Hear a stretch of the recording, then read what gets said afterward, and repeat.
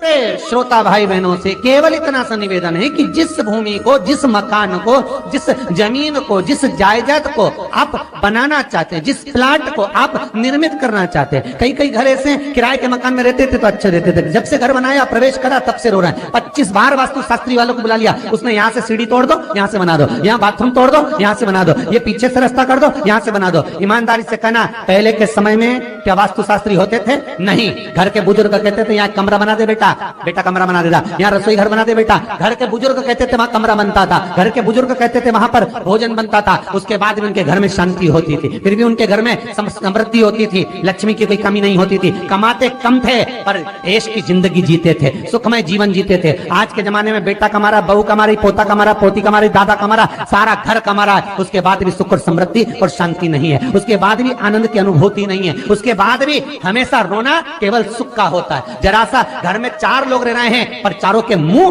भगोने जैसे रहते हैं, एक तपेले जैसा मुंह, एक भगोने जैसा मुंह, एक थाली जैसा मुंह, एक बल्टोई जैसा मुंह, सब कोई बोलने को तैयार नहीं, क्योंकि जब जब बोले तो बर्तन की आवाज आए तो बोले ही नहीं। एक माँ बैठी टीवी के सामने, एक माँ बैठी, एक सोफे पे बैठा, बोले ही नहीं आपस में। वो सुख गया का महाराज।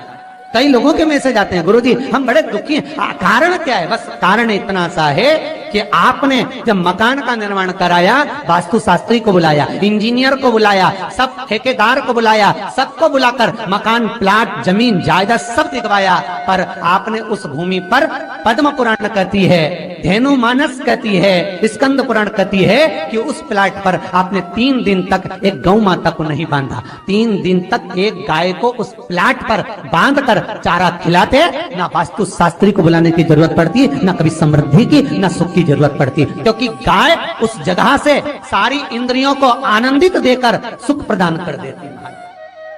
उस जगह के सारी रोग, बीमारी, कष्ट, तकलीफ, दुख को गौ माता खींच। गौ माता जैसी जगत में कोई नहीं हो सकता। हाथ में घड़ी नहीं बांधती गौ माता, पर 4 बजे आपके रोटी मिलती है तो 4 बजे खड़ी मिल जाती है। 3 बजे भोजन मिलता है तो 3 बजे आपके दरवाजे पे मिल जाती है। 1:30 बजे भोजन दोगे तो 1:30 बजे ही मिलेगी। 1:20 पे दोगे तो 1:20 पे ही मिलेगी। कोई घड़ी नहीं बांधती, फिर भी समय पर आ जाते हैं। क्यों? क्योंकि भगवान ने उसको ऐसा बनाया है, 33 कोटि देवताओं ने उसमें ऐसा विराजमान कर दिया है कि जगत का वो कल्याण कर सकती है। उसका एक एक अंश जीव का कल्याण करने वाला है, एक एक अंश जगत का उद्धार करने वाला है। पर हम ये आज के युग में हम उसको भूल गए। आज के युग में हम ये सोचते हैं कि हम वास्तु शास्त्री को बुला लें, वो ये बता दे, हमने ये फ्लैट बनाया, हमने ये मकान बनाया, इसकी छत कैसी, इसका कमरा कैसा, वो बता देगा, सब कुछ बता देगा। उसके बाद भी लोगों को क्या सुख नहीं है, उसके बाद भी शांति नहीं। फिर चलो तो चलो किसी बाबा जोगी क्या बोल रहे, जो ऐसा घूम घूम के बताता, और उसके यहाँ जाकर पूछ लिया, बताओ बाबा जी हमारे घर में शांति नहीं, तो बाबा जी एक ही बात बोले, तेरे ही घर का है जिसने कुछ कर दिया। अब इसको याद आया 15 दिन पहले मेरी जेठानी से लड़ाई हुई थी, उसी ने कुछ करा होगा। अब बताओ बाबा जी ने आपस में ऐसा बीज बो दिया कि घर और जुड़ा हुआ था तो टूट गया। कोई बाबा, जोगी, सन्यासी, तपस्वी, साधक, उपासक कभी नहीं कहता कि घर का है। हमेशा याद रखो, संसार में किसी की सामर्थ्यता नहीं है कि कोई आपका बुरा कर दे, किसी की सामर्थ्यता नहीं। संसार में किसी की सामर्थ्यता नहीं कि आपका बुरा कर दे, बस आपका बुरा आपका किया हुआ कर्म करता, कोई दूसरा नहीं कर सकता। एक नींबू गिर गया दरवाजे पे तो 14 दिन तक नींद नहीं आई। सीसीटीवी कैमरे में देखो कौन पटक के गया, मेरे को तो 3 दिन से शंका हो रही पड़ोसन। अब बताओ, जब कैमरे में देख लिया तब मालूम पड़ा बेचारा साइकिल वाला सब्जी लेके जा रहा था उसके घर पे और नींबू पॉलीथीन से टपक गया। तब सुकून मिला कि ये नींबू, तब सोई आराम से कि पड़ोसन ने कुछ नहीं किया। ना जाने किसने क्या विद्या कर दी, ना जाने कौन ने कौन सा टोना मार दिया। केवल एक दीवार ऐसी होती है जहां पर हनुमान जी का चित्र लगाया जाता है। चाहे तुम पर्वत उठाने वाला चित्र लगाओ हनुमान जी का, चाहे बैठे हुए लगाओ, चाहे रामायण पढ़ने वाला लगाओ, चाहे लंका दहन करने वाला लगाओ, चाहे राम नाम जपने वाला लगाओ, चाहे लक्ष्मण को संजीवनी देने वाला लगाओ, चाहे मौन मुद्रा में लगा दो, चाहे स्तुति में लगा दो, चाहे भजन में लगा दो, हनुमान जी का कोई भी चित्र लगता है तो ना पूरब में लगेगा, ना पश्चिम में लगेगा, ना दक्षिण में लगेगा। हनुमान जी का अगर चित्र लगता है तो उत्तर की दीवार में दक्षिण को देते हुए लगता है, केवल एक ही स्थान।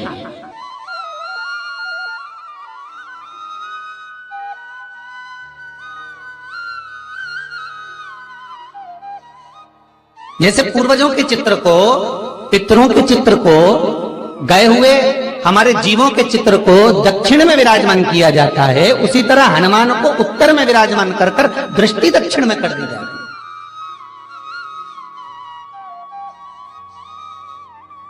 घर में हनुमान जी के जितने फोटो होते हैं उसको केवल दक्षिण दिशा में लगा और उत्तर दिशा में लगा बिठा देते हैं, और दक्षिण की ओर उनकी दृष्टि होना चाहिए, दक्षिण की ओर उनका मुख होना चाहिए। क्यों महाराज? अगर व्यक्ति के जीवन में कोई बीमारी आने वाली है, व्यक्ति के जीवन में कोई रोग आने वाला है, व्यक्ति के जीवन में अगर कोई कष्ट आने वाला है, व्यक्ति के जीवन में अगर कोई परेशानी आने वाली है, व्यक्ति के जीवन में कोई एक्सीडेंट का योग भी बनने वाला है, तो शास्त्र कहता है वो दिशा दक्षिण से ही बनता है।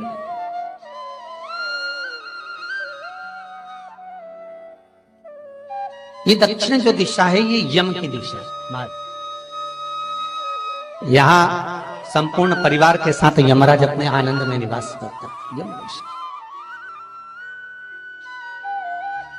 और जब हमारे घर में, हम ये नहीं करें कि आप हनुमान जी का फोटो लगाओ, हम ये भी नहीं करें, आपके घर में हो और आपने अगर विराजमान कर रखा है किसी दिशा में, तो हमारा तो निवेदन रहेगा, अभी तक आपने अगर जैसा रखा पर एक बार दिशा बदल कर देखना कि रोग, बीमारी, कष्ट, दुख, तकलीफ में आपको लाभ मिला कि ना मिला।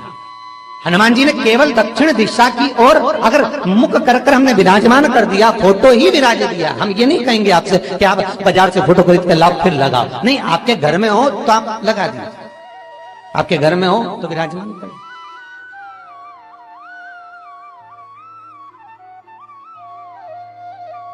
अच्छा, कितनी विपरीतता है वो भी आप जरा जानिएगा महाराज, कि शंकर भगवान के ऊपर जो जल चढ़ाया जाता है उसकी जलाधारी उत्तर में जाती है।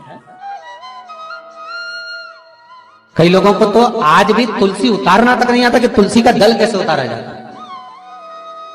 कई जगह तुलसी के क्यारे के नीचे शंकर जी का शिवलिंग रख दिया जाता है महाराज, नहीं है ध्यान, बस चल रहा है स्मरण।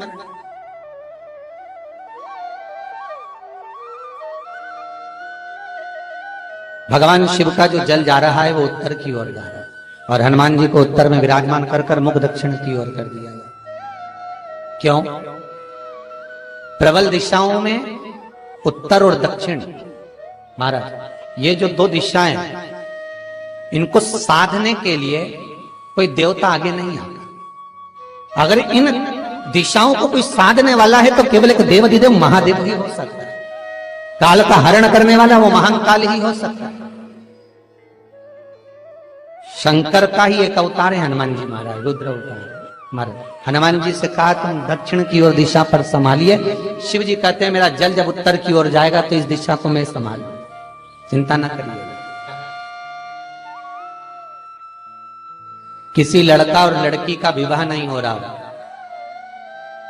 30 साल हो गए, 32 साल हो गए, 34 साल हो गए, लड़का लड़की का विवाह ही नहीं हो रहा। बहुत टेंशन है माता पिता। कोई मंगली है, कोई मांगलिक है, थोड़ा ढीले कम करो, प्लेन रखो। कोई मांगलिक है, कोई मंगल है, संबंध हो ही नहीं रहा। बहुत प्रयास कर रहे हैं, बहुत। 4 दिशा का स्मरण करिए, पूर्व पश्चिम उत्तर दक्षिण का। हथेली पर आटे का दीप लगाइए, घी भर लीजिए और 4 बत्ती उसमें अलग अलग रख लीजिए महाराज।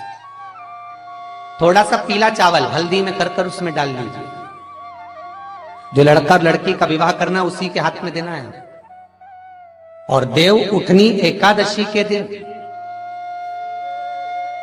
जिस दिन देवता उठेंगे, जिस जगह पर तुलसी शालिग्राम का आप पूजन करते हो, गन्ने के नीचे, ईख के नीचे, तुलसी का क्यारा रखकर पूजन करते, वहां पर भगवान शिव और भगवान नारायण का नाम लेकर उस दिए को रगवा दीजिए